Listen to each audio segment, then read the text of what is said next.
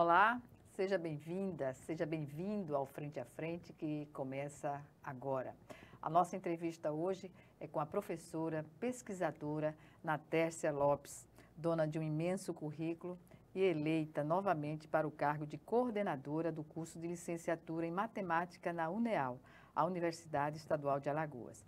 Entre os assuntos que vamos abordar, o chamado apagão docente e a importância das mulheres nas ciências exatas. Professora, é um prazer tê-la novamente aqui em nosso programa e comecemos por partes, né? O que vem a ser esse apagão docente que tem se trabalhado já há alguns anos? Muito obrigada pelo convite, Gorete.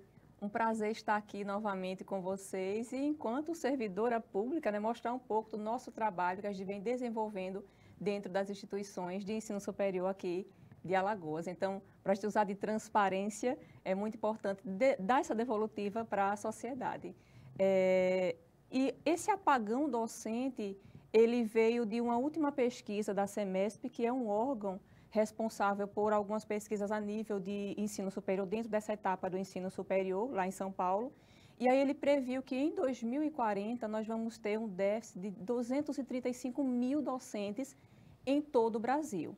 E, logicamente, Alagoas, que já sofre com essa carecência, vai também estar sofrendo com essa ausência de professores dentro das salas. Então, isso aí foi uma projeção que foi feita, né, para 2040, a partir de alguns dados que já são levantados agora, como, por exemplo, a aposentadoria em massa e a falta de interesse dos estudantes pelas licenciaturas.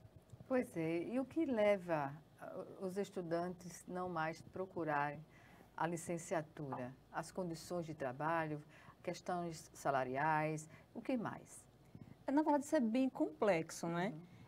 Se você for pensar que do ensino básico para o ensino superior, primeiro que o Brasil já tem poucos alunos dentro do ensino superior. De acordo com o Plano Nacional de Educação, que é até esse ano, 2024, né, que tem que ser renovado por mais um decênio, a meta é de 33% de estudantes de 18 a 24 anos no ensino superior. Nós só temos 25%. Então, nós já temos poucos alunos, né, poucos jovens dentro do ensino superior.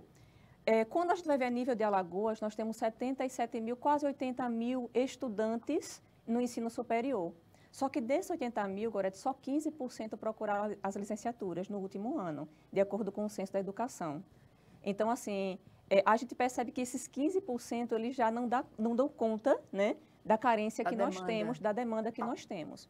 E aí eu gosto muito de falar, assim, conversar com os meus alunos quando a gente está trabalhando sobre a educação brasileira, eu disse, gente, esse problema ele é tão complexo porque, vamos lá, vamos supor que esses 15% eles ingressem de fato na licenciatura, né, de acordo com o Censo da Educação Superior, eles estão ingressando na licenciatura. Quando eles chegam na licenciatura, como o caso de matemática, das 40 vagas que nós temos, só 21 foram preenchidas até agora. E isso não tem sido somente no curso de licenciatura em matemática, tem sido em todos os cursos de licenciatura de todas as instituições nossas aqui do Estado. O FAO, IFAO, UNEAL. Então, assim, as licenciaturas estão sendo pouco procuradas. Quando esse aluno entra, né, mesmo esses 21, entram na graduação, muitos ficam pelo caminho, eles não conseguem integralizar. A situação hoje que nós temos, por exemplo, do nosso curso, é que nós estamos formando alunos não a cada 4 anos, que seria o correto pelo nosso projeto, mas a cada 5 anos. Por quê? Porque nós não temos professores para a carga horária, para ajustar a carga horária aos 4 anos. Isso, para que eles possam lecionar as disciplinas, nós temos carência de professores na educação superior, eu não estou falando na educação básica, estou falando da superior. Nós não temos alunos com flexibilidade de horários, porque muitos têm que estar estudando e trabalhando ao mesmo tempo, então eles demoram um pouco mais, quando eles perdem a disciplina, eles demoram um pouco mais para integralizar.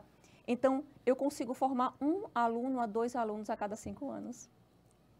Mas isso é de uma gravidade muito grande, imensa, que urge a união tripartite para dar uma solução a essa questão. Exatamente. Então, assim, observe, desses 21, eu estou dizendo que daqui a 5 anos pode ser que eu consiga 2, no máximo 3. Porque o ano passado a gente conseguiu formar 15, mas porque eram de vários anos, várias entradas. Mas quando a gente vai ver a regularidade, a gente não tem a integralização no tempo correto, né, por conta desses problemas. Pois é. E o que é que se discute no âmbito das alternativas de ações que possam vir a, digamos assim, reverter essa tendência que está se confirmando, já está se confirmando? Exatamente. A gente precisa ter políticas, né, de incentivo à licenciatura. Políticas públicas. Exatamente. Desde a educação básica, né, passando para o ensino superior. Porque a gente tem esse gargalo aí, como eu coloquei, né, de 15% somente procurando as licenciaturas. E, assim, de acordo com nossa LDB, nossa Lei de Diretrizes e Bases, o artigo 62 diz que os alunos, para que os professores possam dar aula, eles têm que ter licenciatura, né? Os profissionais que vão dar aula têm que ter licenciatura. É exigência. Então, assim, é necessário que eles também queiram fazer a licenciatura. E que a licenciatura, ela seja algo, de fato, que possa aproximar esse aluno da educação básica e que ele se sinta valorizado dentro dessa educação básica. Porque até esses 2 e 3 que eu estou formando, eles muitas vezes não ficam na educação básica. Eles migram para? Eles migram, fazem concurso em outras áreas, tipo para um banco ou para alguma outra área mais burocrática, mais técnica, pelos conhecimentos que eles já adquiriram na universidade, eles conseguem ser aprovados. Então, assim, mas eles não ficam na licenciatura porque a licenciatura não é algo que atrativo do ponto de vista financeiro também? Financeiro e também um ambiente que possa dizer assim, poxa, estou sendo valorizado como profissional ali dentro, né? Porque a gente tem os 3 anos depois que os alunos se formam, a gente diz assim que é o ponto de tensão. Se ele consegue passar dos 3 anos em sala de aula, ele vinga. Mas muitos desistem nesses 3 primeiros anos após formados, esses egressos, né? Eles desistem porque durante a graduação, eles têm pouco contato com a sala de aula, de fato, enquanto professores. Eles só sabem dar referência à sala de aula enquanto alunos, né, que foram. E aí nós temos alguns programas dentro do governo federal que tenta preencher essa lacuna, que é, por exemplo, o PIBID e o PRP, que são programas que fazem com que o estudante, desde o primeiro ano da licenciatura, esteja na sala de aula, acompanhando os professores, fazendo parte, né, do planejamento, dando aula, e aí ele também recebe financeiramente uma bolsa. Um estímulo. Um estímulo, que para eles é bem interessante, porque geralmente os alunos que procuram a licenciatura são alunos que têm muita carência, muita vulnerabilidade, né, financeira, até para se manter mesmo na universidade. Então, assim, mas mesmo assim não dá conta de todos que nós temos. Deveria ser um programa que abrangesse todos que entrassem, que ingressassem. Na licenciatura. Mas não é, é um número muito reduzido. Eu, por exemplo, tenho 240 alunos hoje no meu curso e eu só tenho 15 alunos com bolsa de PRP, que é esse programa de residência pedagógica, né? Que é parecido com o que o médico faz na residência médica. Então, assim, ele já ingressar nessa sala de aula para já estar sentindo como é a questão da disciplina, né, da dinâmica da sala de aula. E o que poderia ser feito no sentido de ampliar? Cabe aos estados, aos municípios, uma ação conjunta?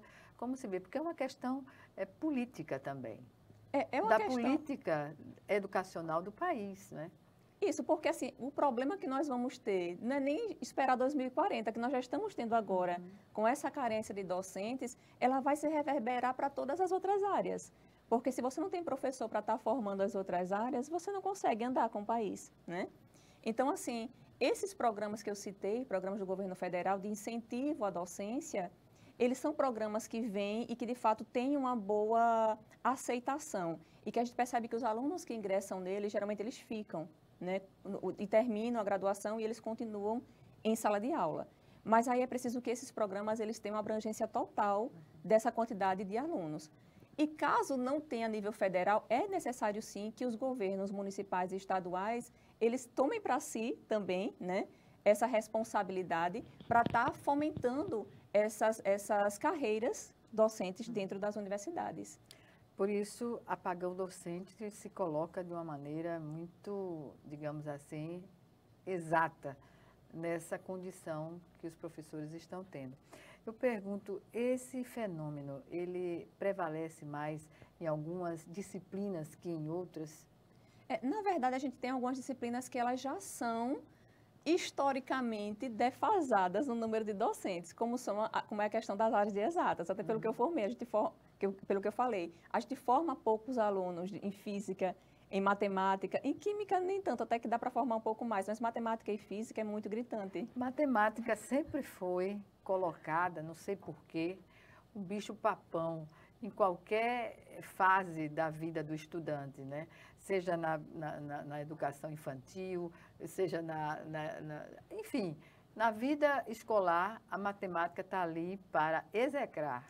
E não é isso, né? Não é isso, porque desde a hora que a gente acorda, que você pega o telefone, que você olha um Instagram, que você manda uma mensagem de WhatsApp, que você vai para o trabalho, que você vai almoçar, você compra seu almoço, tudo isso tem a matemática. Só que algumas pessoas pensam, né, não conseguem enxergar essa matemática como uma matemática do cotidiano, do dia a dia, e aí eles pensam que é uma disciplina, que é uma área para poucos, quando na verdade não é.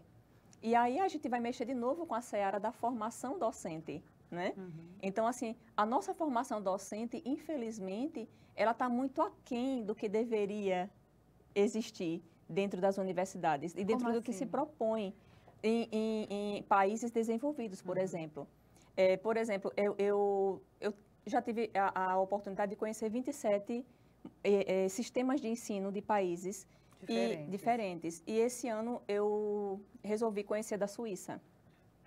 E aí eu fui até lá e vi como é que está sendo formado esses professores e como é que acontece dentro das salas de aula desses alunos. Beber na fonte do conhecimento. Exato, né? Assim como eu fui no Chile também, porque o PRP e o PIBID, esses dois programas, eles têm muito a ver com o programa que já é feito no Chile, que conseguiu alavancar esses números de professores dentro das escolas, né? E professores sendo formados nas universidades. Então, assim, o que eu percebo é que a gente ainda está muito enjaulado, aquela noção assim, de sala de aula, de disciplinas conteudistas, desvinculado da realidade. Sem estímulo, né, para o estudante. Isso, que para eles não faz sentido algum, não tem sentido, não tem significado para eles. Não vai ter significado nem no momento, nem pós-formação. Né? E aí eles acabam reproduzindo isso depois de formados, né? Então, eles vão lecionar uma biologia, uma química, uma matemática descontextualizada da vida dos estudantes. E aí os estudantes, por sua vez, não conseguem ver atrativo algum naquela disciplina, né? Isso já é percebido pela cúpula educacional no país ou não? Já é percebido, tanto é que houve uma reforma, pelo menos no ensino médio, né? O novo ensino médio, que é muito criticado, ele nasce com esse objetivo, né? De fazer com que aqui se transforme na educação, por exemplo, como acontece na Suíça, como acontece na Escola da Ponte em Portugal, que é uma educação em que os alunos, eles escolhem o que eles querem estudar, né? Mas existe todo um projeto pedagógico voltado para o desenvolvimento integral daquele estudante. O cognitivo. Exatamente. E aí eles trabalham muito com tecnologia, trabalham muito com experiências. A carga horária também deles foi algo que me chamou a atenção na Suíça, porque, por exemplo, aqui no Brasil, e isso é uma fonte de exaustão dos professores, que muitos acabam dizendo, eu não quero mais ser professor, porque a gente começa aqui no Brasil 7 horas da manhã a dar aula. Podia começar mais tarde, porque todas as profissões começam. E tirar uma criança, por exemplo, no ensino infantil, ela vai dormindo para a escola, nem se alimenta direito. Exatamente. Tem toda... E não teve o convívio com os pais, de tomar um café da manhã. Exatamente. O porquê de não mudar essa Exato. Então, assim, tem algumas coisas no Brasil que precisam dessa mudança, né? Então, assim, você vê nos países desenvolvidos na Europa, por exemplo, a gente vê que começa-se 8, 9 horas da manhã. Os pais podem optar pelo regime de 4 horas ou 8 horas diárias, né? Eles podem escolher as disciplinas que os alunos vão estudar a partir do projeto de vida deles. Então, assim, o novo ensino médio, ele vem tentando moldar, né, pelo menos o ensino médio dessa forma, mas aí não foi bem, pelo menos é o que eu percebo, não foi bem interpretado. E a gente não consegue ainda, com a estrutura que nós temos, proporcionar o que está no documento para os alunos. Mas é necessário. É necessário, até porque os alunos precisam ter essa escola viva, que ele saia da escola e diga, aprendi isso aqui que vou usar no meu dia a dia, eu vou resolver situações, problemas. O ensino não pode estar desconectado da vida. Exatamente. E o professor também precisa ter uma flexibilidade em horários e precisa ter também um prazer de estar ali trabalhando. Você veja que aqui no Brasil a gente tem ainda aquele sistema do aluno ter uma sala, primeiro ano A, segundo ano A, terceiro ano A. E nos países desenvolvidos não são assim. Não são assim. A gente vai falar sobre esse avanço pedagógico no próximo bloco. Certo. Em 1 minuto estaremos de volta.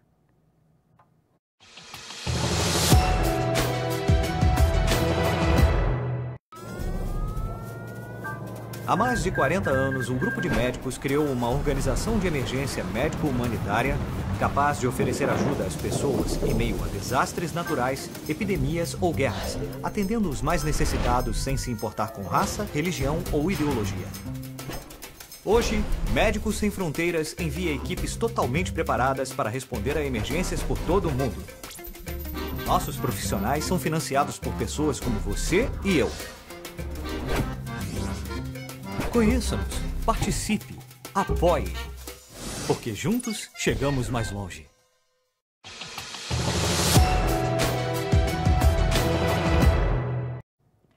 De volta com Frente a Frente, que hoje recebe a pesquisadora, professora pesquisadora Natércia Lopes, dona de um imenso currículo e eleita para o cargo de coordenadora do curso de licenciatura em matemática na UNEAL, a Universidade Estadual de Alagoas.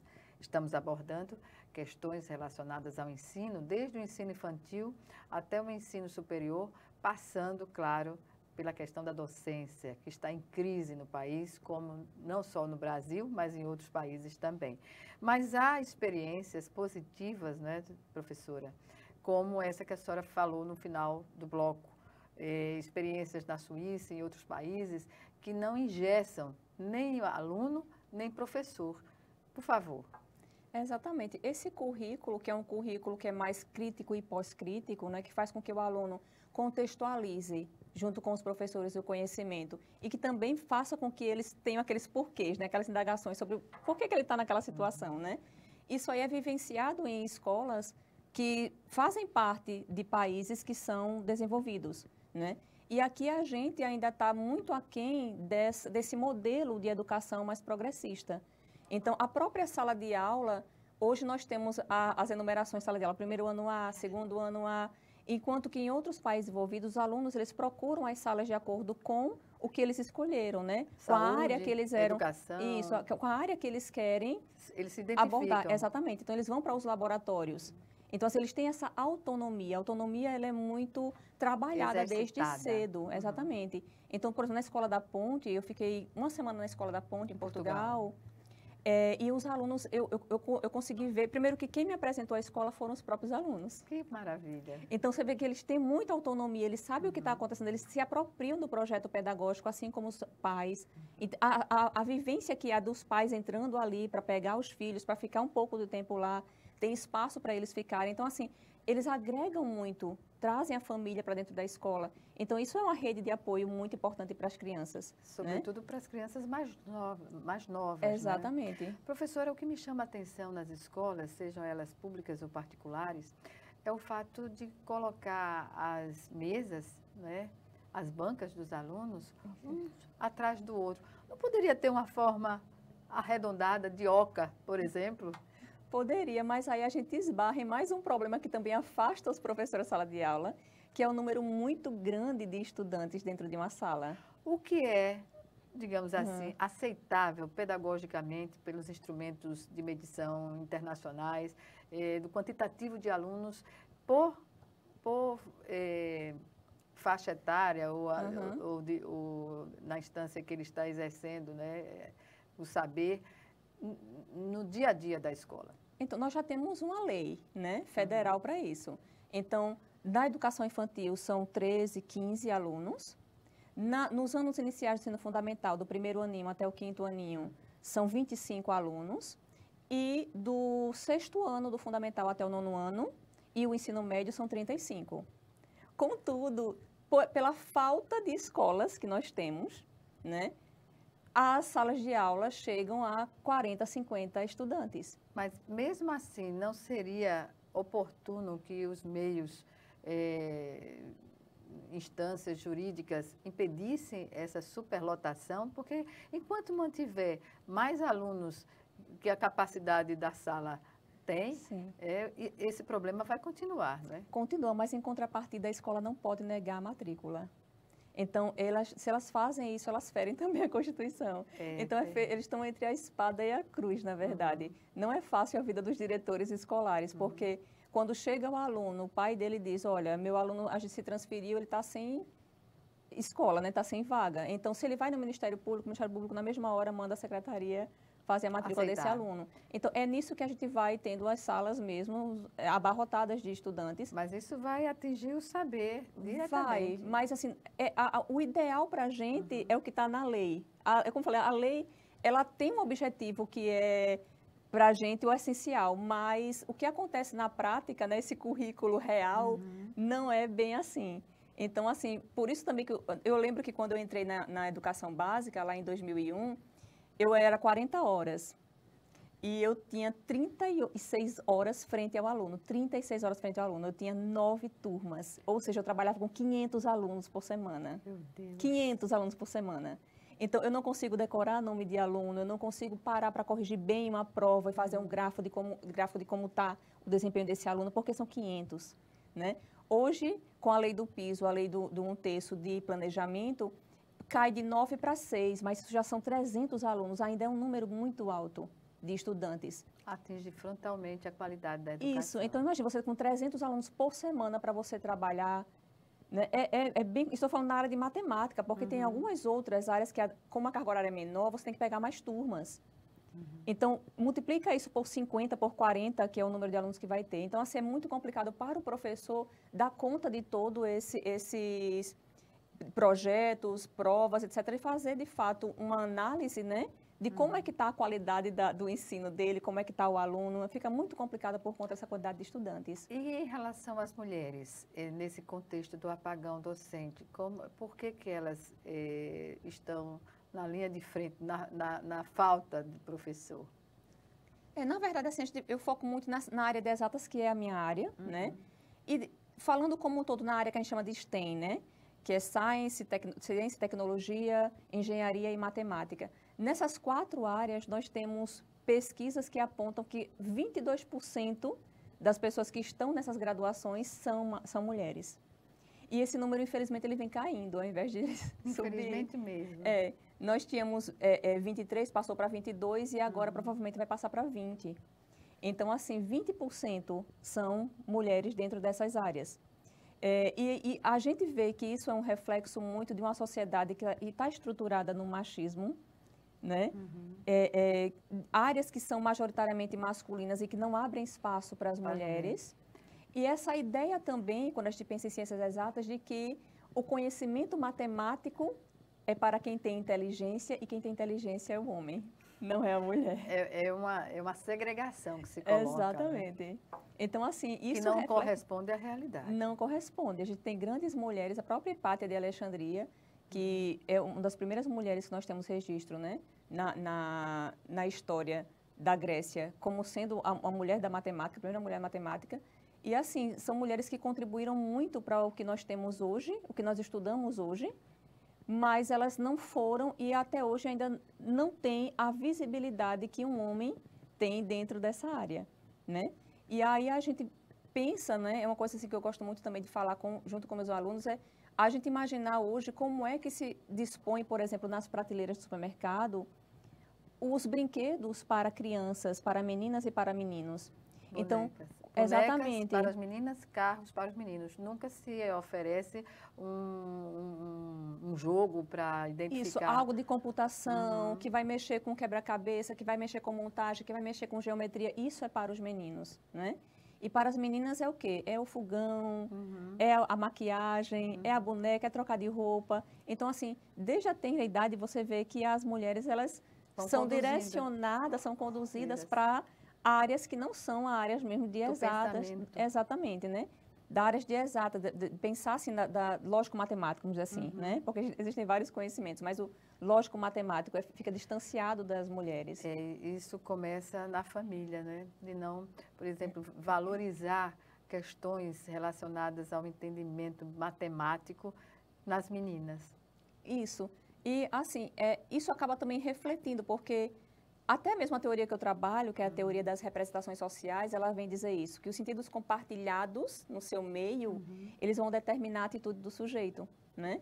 Então, assim, quando a família diz, o pai diz, olha, matemática é difícil, não vá para matemática, minha filha não vá. Você não vai saber, porque eu não sei. A sua mãe não sabe. Então, como é que você vai saber?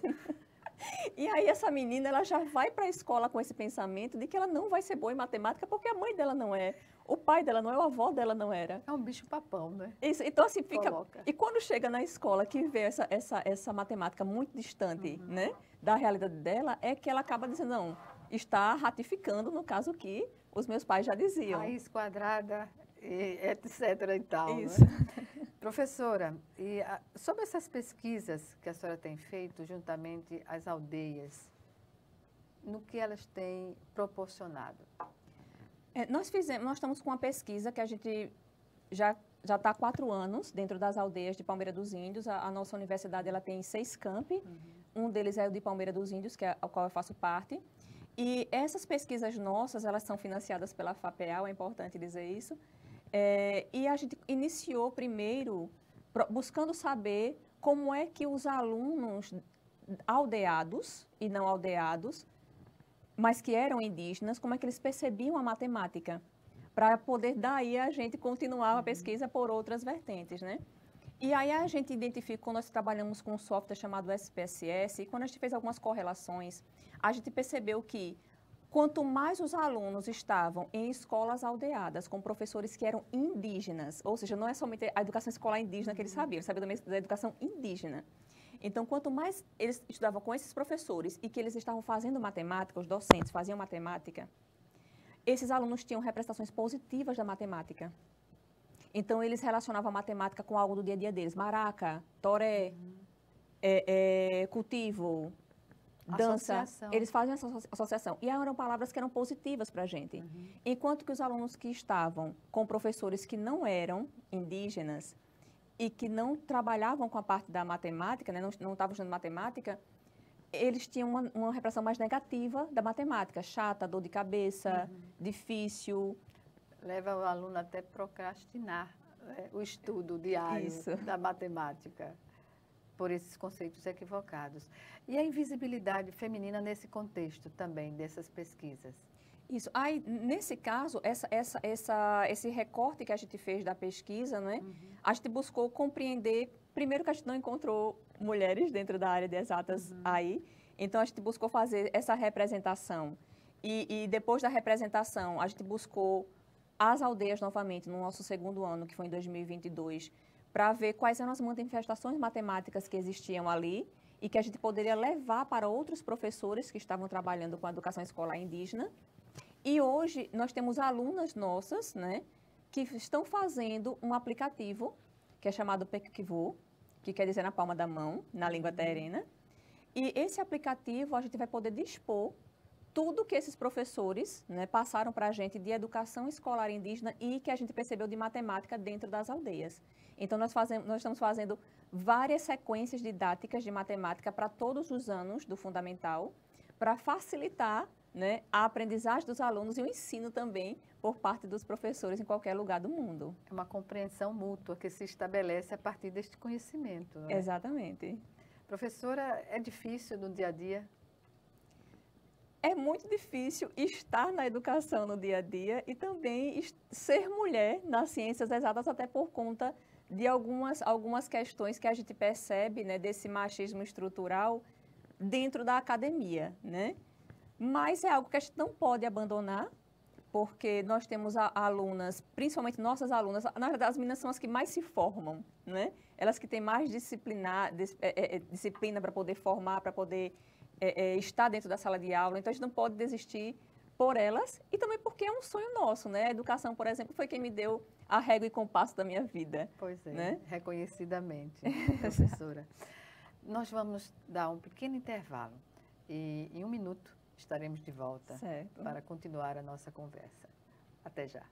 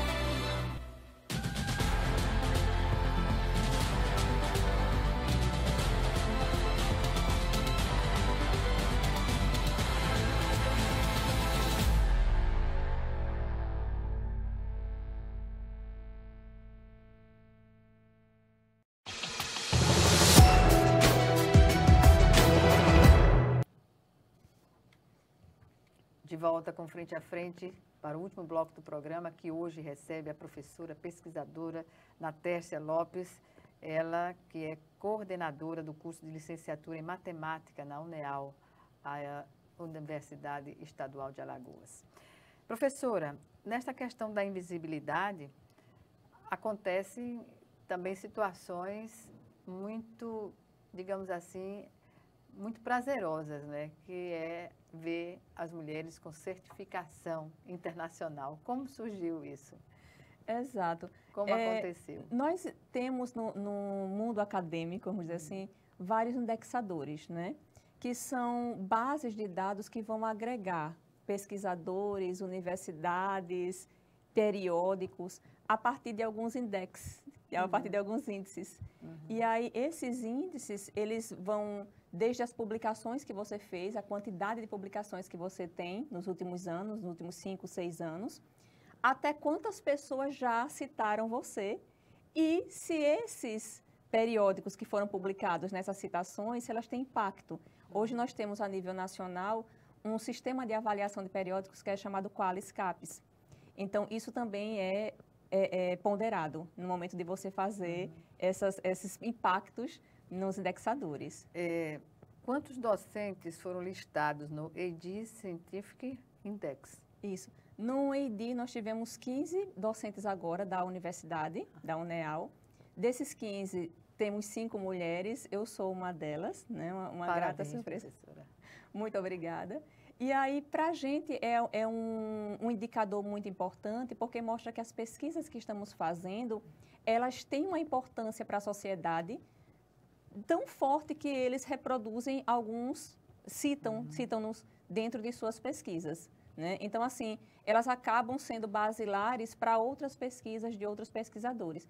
E aí acaba levando o nome da nossa universidade, levando o nome do Estado para o mundo afora, porque a importância, né, de ter essa certificação. É um indexador internacional, né? Então, é muito importante isso para a gente. E o fato de a UNEAL estar sendo colocada dessa forma, uma universidade que sua base é no interior do Estado, isso tem uma representação bem mais forte, não é? Verdade. Isso mostra o quanto quem está no Agreste Sertão produz e produz com qualidade para todo o Brasil, para todo o mundo. Então, assim, as nossas pesquisas, elas estão sendo feitas, boa parte são financiadas, mas elas devolvem para a sociedade produtos que são importantíssimos para tomadas de decisão, para mudanças de mentalidade. Então, assim, nossas pesquisas, elas estão focadas no Agreste Sertão, né? Nós só temos um campus nosso, que é aqui na capital, que é o de Maceió, mas os demais são todos Agreste Sertão. E temos produções que têm muito impacto dentro da academia. Pois é. O que dizer de um caso matemático que aconteceu aqui em Maceió, que é considerado o pai da geometria diferencial no Brasil? Como se insere nesse contexto? Pois é, nós temos muitos matemáticos aqui dentro. É verdade. Nós temos, aqui é um celeiro de grandes mentes, né, de mentes brilhantes. Mas a gente não tem conhecimento, tem que dar publicidade. Isso, né? Nós temos Aaron Lages Lima, nós temos Hilário Alencar, nós temos o Codar, Fernando Codar, nós temos o Crerley Raciel, nós temos o Edel Alexandre, né? Então, assim, nós temos vários matemáticos de renome aqui e que, assim, tiveram muitas contribuições dentro da matemática que, assim, reverberaram a nível mundial. Né? Internacional. Então, assim, é importante a gente destacar que as nossas universidades, elas vêm formando esses profissionais de excelência para o mercado. Pois é, isso qualifica, né? Por exemplo, o curso de Física da UFAL é uma referência internacional também. E o fato de uma universidade estadual estar nesse ranking é algo surpreendente pelas dificuldades, né, professora? A gente enfrenta muitas dificuldades. Nós, para você ter uma noção, assim, comparando com as nossas irmãs, né? Hoje nós temos no curso de licenciatura em matemática, nós funcionamos diurno e noturno, 7 docentes. 7. Enquanto que a UFAL tem 40. Enquanto que o IFAL tem 25. Nós temos 7. Então, assim, já esbarra nesse problema da carência mesmo de professores.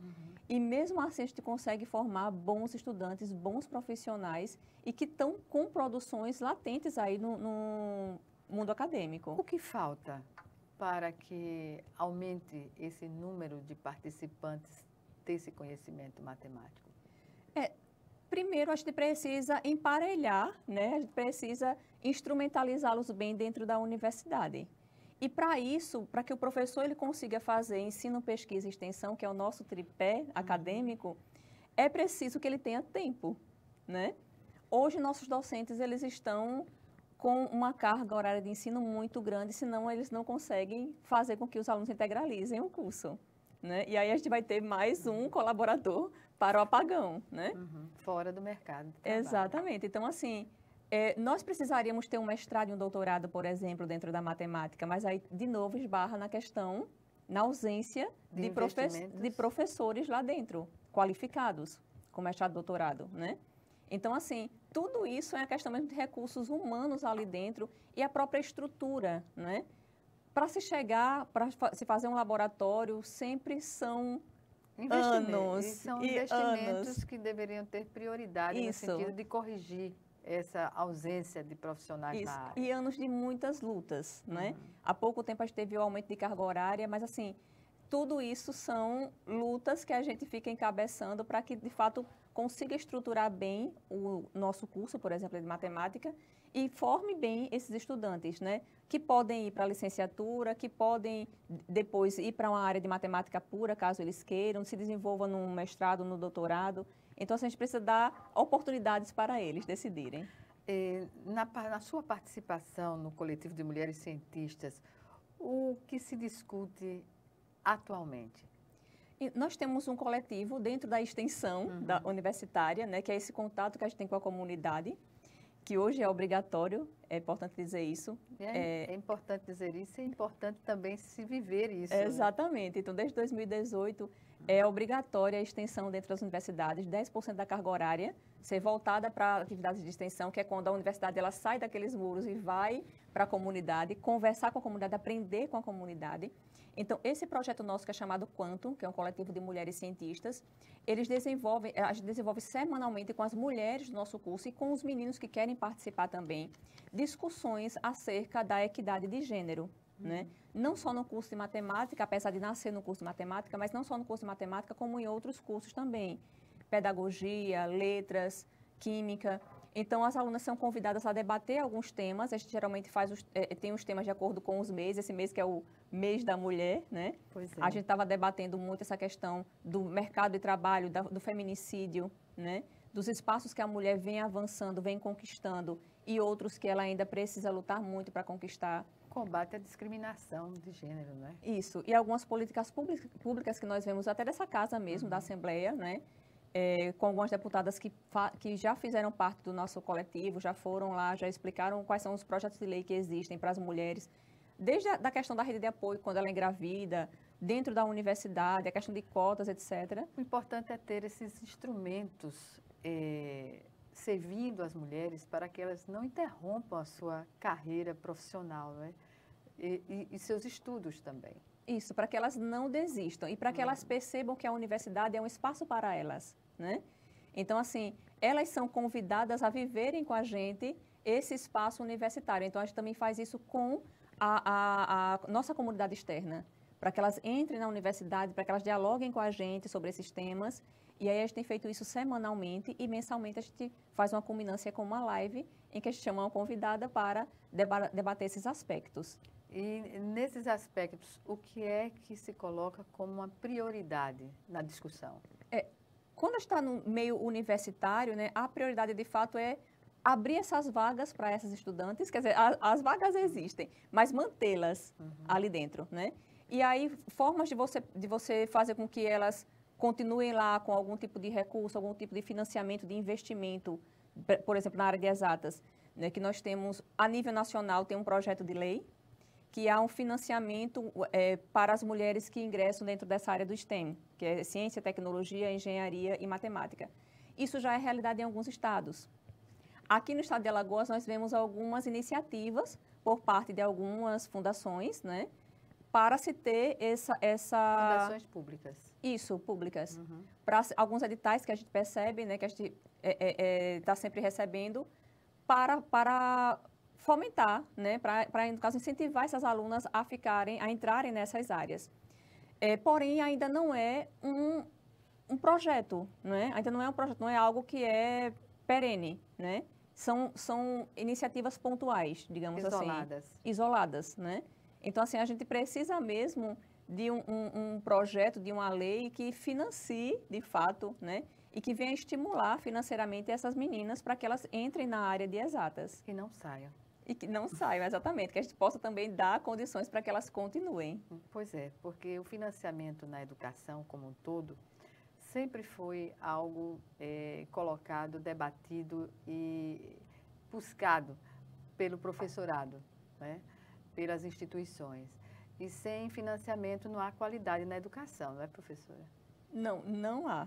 Então, a gente precisa, de fato, do financiamento para a gente estruturar, seja a universidade, seja a escola, e para que os alunos que entrem ali se sintam considerados, né? Enquanto cidadão. Porque, com direitos. Exatamente, porque muitas vezes o aluno chega na sala e a sala está totalmente desestruturada fisicamente, ele se sente desconsiderado mesmo. E não né? estimula a permanência. Exatamente. A evasão fica ali rondando o tempo todo. Isso, né? é mais um fator que vai colaborar com essa evasão, né? E a gente não pode perder aluno. A gente não pode perder alunos que estão na licenciatura. Pois bem, quando das suas viagens à procura do conhecimento, de aprimorar o conhecimento que a senhora detalhou aqui, isso é trazido para as instituições e qual a reação? Em alguns países que eu já visitei, países desenvolvidos, vamos supor assim, que tem escolas que a gente não vê tanto essa questão da carência e não vê tanto essa falta de atrativos dentro da carreira docente, a gente percebe que há políticas públicas ali voltadas, de fato, que garantem que esse aluno vai ter uma qualidade de vida dentro daquela profissão da licenciatura, né? Então, assim, a gente entende como as cotas são importantes para reparar um erro histórico, mas, por exemplo, quando a gente pensa em Portugal, né, país que nós fomos colonizados, mas assim, quando a gente pensa em Portugal, não existe a ideia de cotas dentro das escolas. Então, uma escola pública, ela tem a mesma qualidade da escola privada, e era isso que a gente queria ver aqui no Brasil, né? Então, assim, mas o investimento que foi feito lá é diferente do que tem sido feito no Brasil. É diferente do que tem sido feito aqui no Brasil.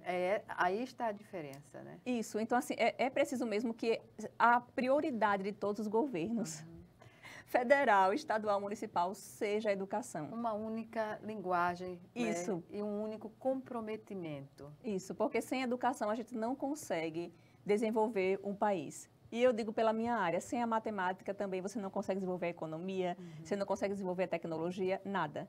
Então, assim, sem a educação, o país ele não existe. Ele não existe. Ele anda para trás. Isso. Né? Professora, eu lamento informar que estamos encerrando no final da nossa entrevista. Um momento que caberia as suas considerações finais também. Eu quero mais uma vez agradecer o espaço, dizer que nós estamos abertos lá na nossa universidade, caso queiram ver como é o nosso trabalho lá dentro, como é o nosso trabalho do coletivo de mulheres, como é o nosso trabalho dentro das aldeias, visitar Palmeira dos Índios, que é uma cidade que tem muita riqueza cultural, e a nossa universidade também como um todo, que é uma universidade que ela se coloca no estado como uma formadora, né, principalmente, majoritariamente, de docentes para todo o estado de Alagoas e para os estados vizinhos. E caso vocês queiram, fiquem à vontade para nos visitar, para nos acompanhar nas redes sociais também. E agradecer mais uma vez esse espaço, Gorete, porque para a gente é muito prazeroso mostrar o que a gente tem feito, né? E agregar mais à sociedade. Obrigada e obrigada sempre por trazer o conhecimento ao nosso programa. Obrigada a você também que nos assistiu e até o nosso próximo encontro, aqui, frente a frente, também com você.